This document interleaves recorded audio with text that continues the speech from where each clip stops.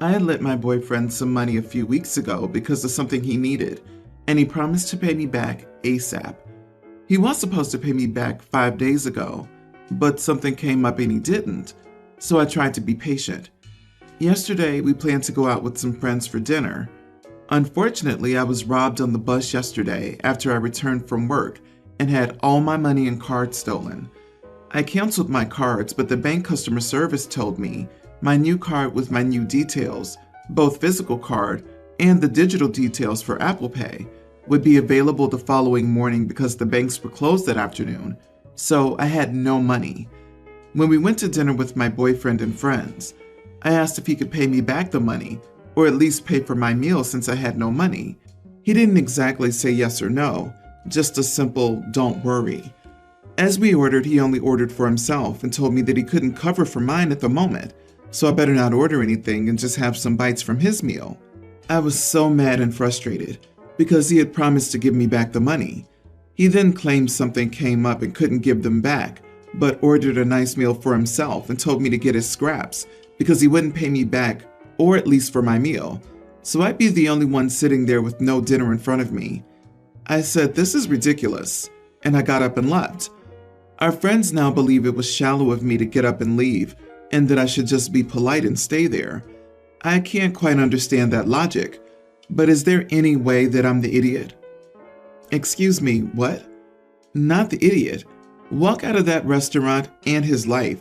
You shouldn't have asked him to pay for you in the first place if he knew you had lost all your belongings, and saying "don't worry" implies he'll take care of it. Geez, leave him and don't look back. OP, I'm sorry you were mugged. That's always an upsetting experience, and I hope you were okay. Given the situation, the fact that your boyfriend would not do the minimum and your friends think you should have sat not eating while all of them had a meal is terrible. He is a terrible boyfriend, and your friends are idiots. I suggest you get your new cards, take yourself out to a nice meal, and stop hanging with terrible people. Yeah, if they all knew you had been robbed, and your boyfriend told you to eat a few bites of his meal, they should have offered to buy you a meal. They could have all chipped in if it was too much for one person. That's just sad that they all expect you to sit there while they eat. It's insane for your friends to think it was low for you to leave. I'm so sorry this happened to you. You deserve so much better. OMG, she was robbed? And instead of comforting her and paying for her food, her boyfriend relegated her to a dog eating scraps from him? If he indeed didn't have any money to cover for her, he could have ordered the food for her as an empathetic gesture, not to mention he owes her. Considering you had just been robbed, even if he didn't owe you money, I think he should have bought you dinner. Any decent boyfriend or friends would have covered your meal and given you some cash to get by until your cards were replaced. Honey, you need to walk far away and never return. That's not just a red flag. He smashed your face in with the flagpole. I'll preface this by saying that I, female 34, lost my late husband years ago to cancer. I have a young son named Joseph. I met my now husband, Tim, 37, 2 years ago and married recently. Tim loves Joseph and considers him his own, and he has shown that many times. So we don't normally have any issues except for this. Tim started a habit of calling my son a nickname, Joey. My problem with this nickname is that it was used by my late husband for Joseph, and it's kind of special to him. I asked him not to use this particular nickname, and he fought me off about it, then came around and stopped doing it. Days ago, I hosted dinner with my late husband's family. They visit regularly. We sat down for dinner and suddenly Tim said, "Hey Joey, could you pass me this plate, please?"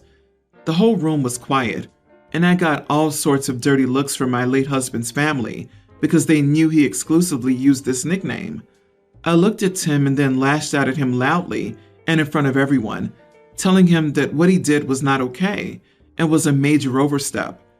He seemed shocked and said that he really wasn't paying attention and it was a slip-up. I responded that I had already warned him about it a million times, yet he chose to ignore it. He was red in the face. Finally, he got up, excused himself to the bathroom, and stayed there. After the guest left, he started arguing that I embarrassed him, hurt his feelings, and went too far to scold him publicly over a slip-up. I said that I had already told him about how my late husband's family and I felt about this, but he said that we should get over ourselves, especially since Joseph doesn't care. We argued some more, then he and I stopped talking to each other. You are the idiot. It's a nickname. It's super common for Joseph. It's ridiculous to say that no one else is ever allowed to call him a super common nickname. I get that you lost your husband. Unfortunately, his family lost him as well, but it's been years. Are you and his family going to lose it every time you hear someone refer to your son as Joey? OP, you were the one who brought attention to Joey's nickname by blasting him at a family meal. Joey is not a patented or exclusive name. Yes, it's special to you. Your son is very young, and you found someone who adores your child. Isn't that enough? What you're making your new husband hyper aware of is that anything he utters will upset you, set you off, claim a memory as sacred, and perhaps push him away. Now that would hurt your son Joseph, because a bond has been formed. If your son is okay with it, then it's no one else's place to have an issue with it. That's including you. I get you and your husband's departed family want to hold on to his memory for your son.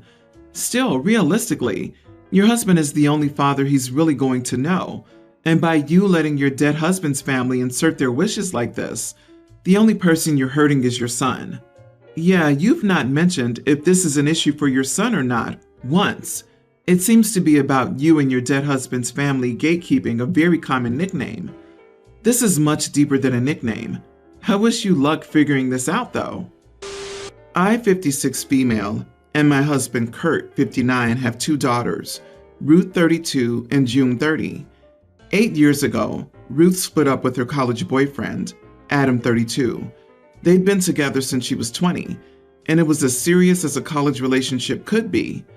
About 5 years ago, June announced that she reconnected with Adam at some alumni get-together. They'd all gone to the same university, and that they're now dating. Of course, Kurt and I were shocked she would do this, despite her sister's history with him, but she insisted that they were in love, and she couldn't help that, and that Ruth and Adam hadn't been together in years, so she hadn't done anything wrong. Ruth understandably was enraged over it. She said she was done with June and would never see her again. This broke me. They were so close growing up, and I prayed every day that they'd reconcile, but I accepted that they're adults who can make their own choices, and we have no say. Kurt and I were also very disappointed with June and told her off many times, but after she proved that there was never any cheating involved while Ruth and Adam were together, things between us settled down. Out of respect for Ruth's feelings, we never brought the girls together again. Ruth and June visit us separately and still aren't on speaking terms after 5 years, but we maintained our relationships with them.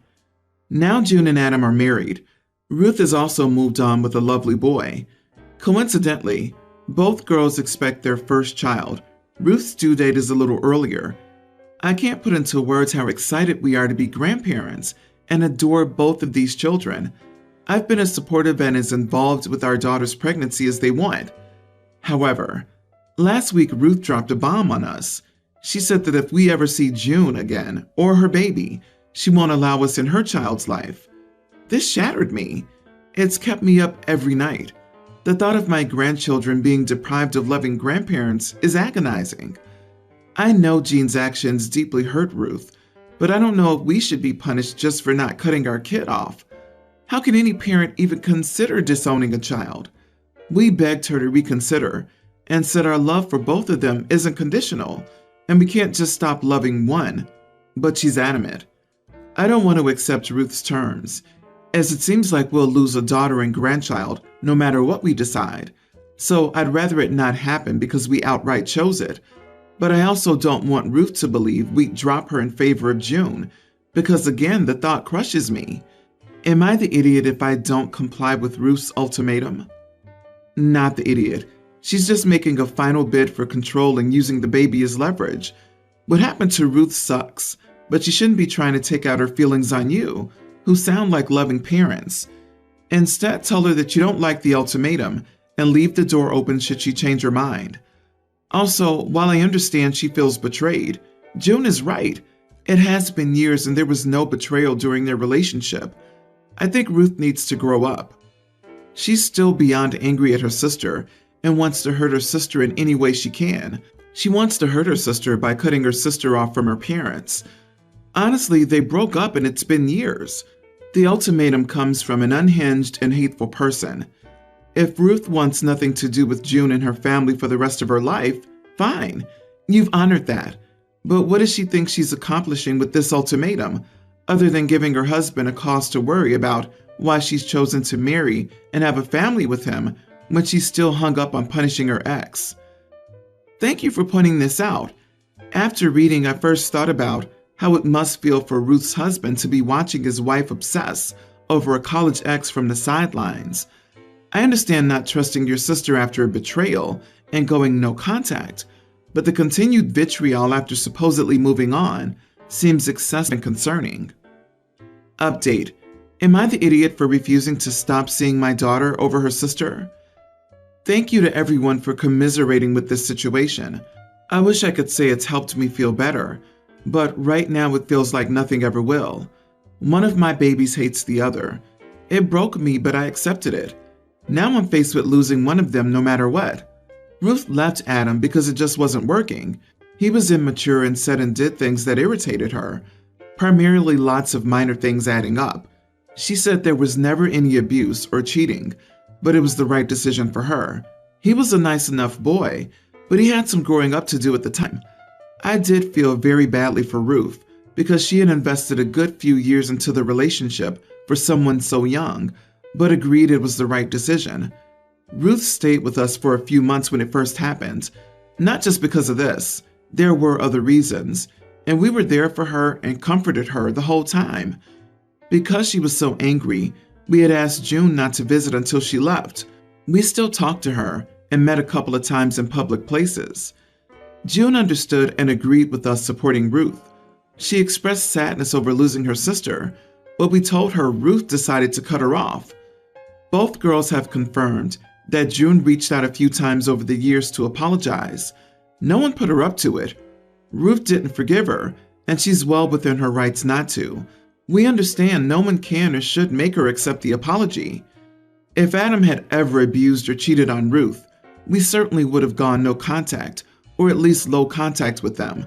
But that's not what happened, and both girls used to repeatedly tell us what happened between them had nothing to do with us.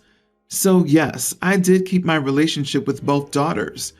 I don't regret it because, as heartbreaking as this is, willingly cutting off either one of them, outside of the circumstances I mentioned, is unfathomable to their father or me. Thank you again to everyone for their good wishes and for suggesting family therapy. I will try and bring it up with Ruth and my husband. We suggested it when things initially happened, but dropped it when she said no. So, to Ruth, it probably feels like Adam couldn't shape up enough to be with her, but he managed to do it for her sister? Damn, poor Ruth. Of all the people in the world, her ex and her sister picked the one person to date that would hurt Ruth the most. That's valid, but I also feel a big maturity difference between 22 and 23 and 25 and 26.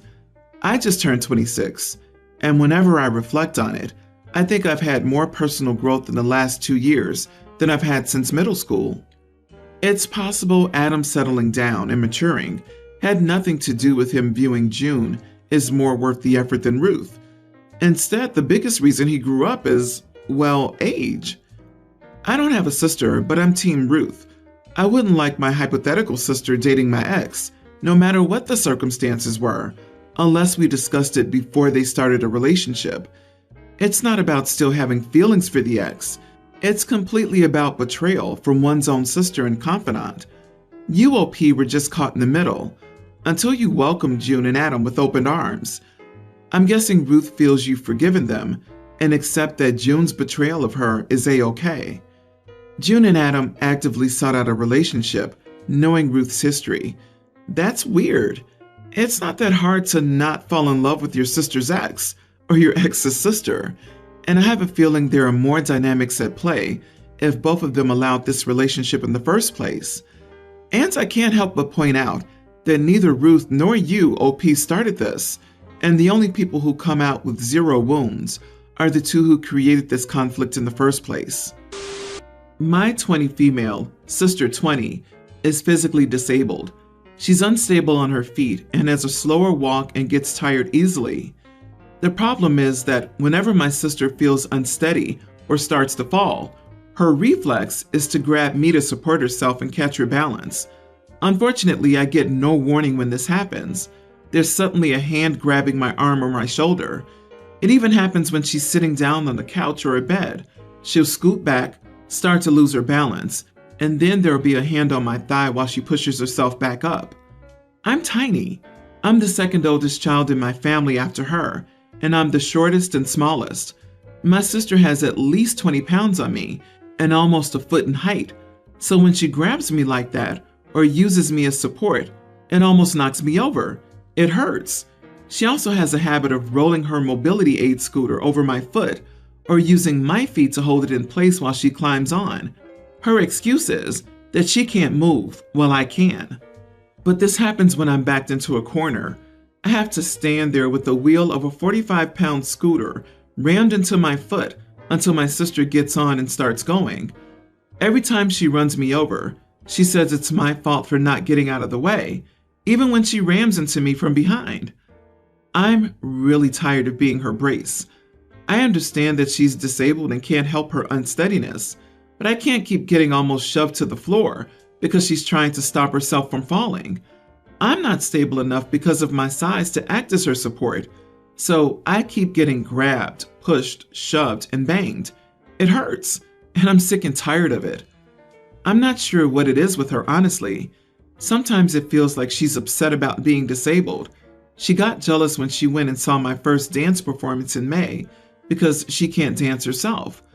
But at the same time, she milks it for all she's worth. She's constantly asking everyone to do things for her because my legs don't work as well as yours, which is true to an extent, but it's not so bad that she can't get up and get a fork when she needs one at dinner. Would I be the idiot if I told her to stop using me to support herself? Edit.